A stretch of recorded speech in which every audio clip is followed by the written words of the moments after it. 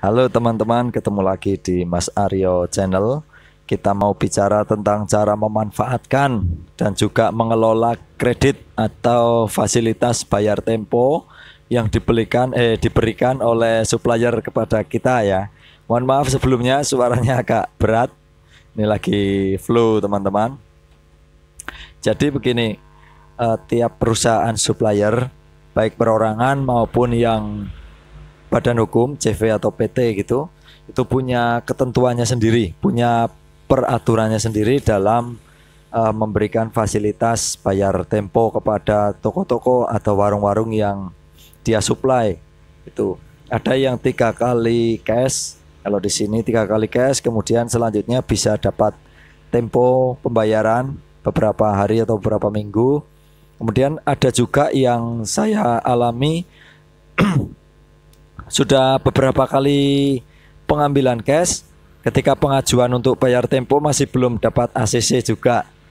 Terus juga beberapa perusahaan ya, tapi sedikit ya, 1-2 itu memang tidak memberikan fasilitas bayar tempo. Jadi memang hanya jual cash saja.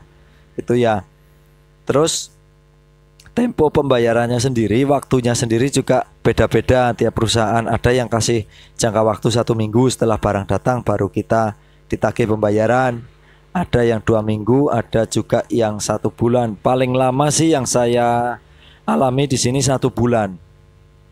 Hampir nggak ada ya, tidak ada malah yang lebih dari 1 bulan. Untuk teman-teman yang baru bergabung di channel ini, jangan lupa ya, tetap klik subscribe dulu untuk bantu kami mengembangkan channel ini terus berjalan, terus berlanjut. Mudah-mudahan bisa memberi manfaat lebih banyak untuk teman-teman ya. Boleh klik like juga, boleh share di media sosial juga biar bisa dinikmati atau ditonton lebih banyak orang lain. Nah, terus caranya bagaimana untuk kita bisa dapat fasilitas bayar tempo dari supplier? Yang jelas itu caranya adalah menjalin komunikasi yang baik dengan para supplier. Nah, komunikasi yang baik ini bukan cuma sekedar beramah tamah, tetapi juga harus rutin order teman-teman, karena yang tercatat itu nanti ordernya. Semakin rutin kita order, syukur-syukur dengan nominal yang cukup banyak, itu semakin mempercepat kita diberi fasilitas untuk membayar tempo, jadi tidak harus cash terus. Nah, manfaatnya apa sekarang? Nah, kalau judulnya adalah cara memanfaatkan, manfaatnya apa? Yang pertama, kita bisa belanja barang dagangan dalam jumlah yang lebih banyak. Ya, meskipun uang kita belum sebanyak untuk pembayaran barang itu.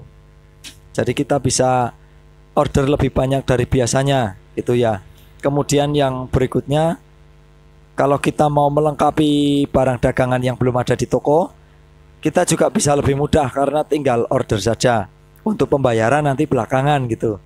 Terus berikutnya adalah kita tidak perlu buru-buru untuk menyiapkan pembayarannya, karena begitu barang datang, barangnya disuplai ke kita, kita masih punya waktu antara 1 minggu sampai 1 bulan tergantung suppliernya untuk menyiapkan uang pembayaran.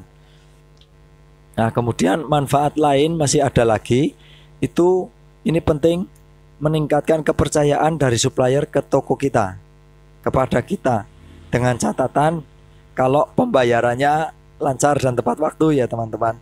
Jadi kalau kita banyak order tempo, kemudian kita bayar tepat waktu atau bahkan sebelum jatuh tempo sudah bayar, kepercayaan supplier kepada kita semakin meningkat. Jadi nanti ketika kita membutuhkan order barang yang cukup banyak, mereka tidak segan-segan mengirim barang kepada kita dalam jumlah yang banyak tanpa rasa khawatir nggak dibayar gitu ya, karena track recordnya udah bagus. Nah teman-teman, kalau video ini kurang jelas, teman-teman bisa kirimkan pertanyaan melalui komen, nanti bisa saya jawab via balasan di komen, jadi lebih terbaca jelas ya kalau suara saya kurang jelas di video ini. Nah kemudian lanjut berikutnya ya teman-teman, kita tentukan dulu teman-teman, apa saja barang yang sebaiknya dibeli secara tempo. Jadi jangan semua barang yang di toko kita adalah barang hutang, karena nanti berbahaya kalau semuanya kita bayar tempo, kemudian jatuh temponya bareng-bareng atau berdekatan, kita bisa kehabisan kas untuk di toko.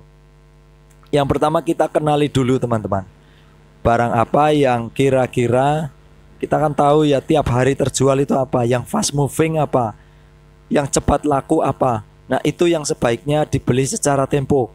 Jadi kita tidak perlu kehabisan stok. Stok sudah mulai menipis, langsung order saja. Soal bayar nanti masih ada tenggat waktu pembayaran gitu ya.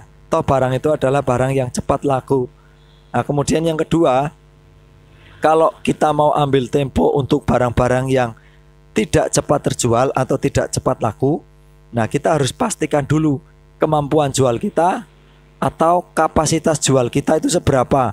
Misalnya temponya 1 bulan, nah 1 bulan itu kita mampu jual barang itu rata-rata berapa banyak. Nah kita paling order ya sebanyak itu atau 2 kali lipatnya untuk jaga-jaga stok. Jadi jangan terlalu banyak kalau untuk barang yang tidak terlalu cepat terjual.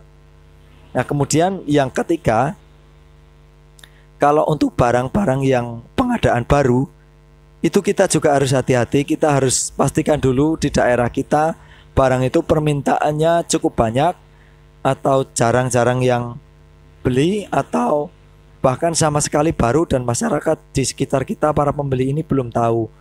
Itu juga harus kita perhatikan. Jangan sampai kita belanja terlalu banyak, nanti barangnya numpuk di gudang, sementara barang lain sudah habis, kita mau order lagi, kita masih punya tanggungan hutang. Itu bisa menurunkan kredibilitas kita sebagai pedagang di mata supplier gitu ya. Jadi kita tentukan dulu berapa banyak kita mau order barang-barang yang mau dibayar secara tempo ini.